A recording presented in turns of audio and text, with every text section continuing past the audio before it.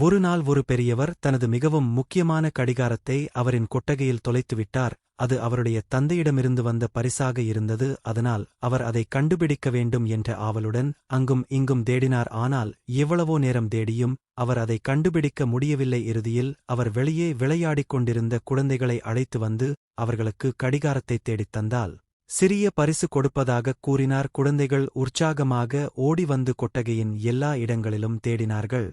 ஆனால் அவர்கள் எவ்வளவோ முயன்றும் கடிகாரத்தைப் பெற முடியவில்லை. பிறகு அவர்கள் கைவிட்டுவிட நினைக்கும் போது ஒரு சிறுவன் அந்த பெரியவரிடம், நான் தனியாக மீண்டும் தேடிப் பார்க்கலாமா என்று கேட்டான். பெரியவர் சம்மதித்தார். சிறுவன் அமைதியாக கொட்டகைக்குள் சென்று தரையில் அமர்ந்தான்.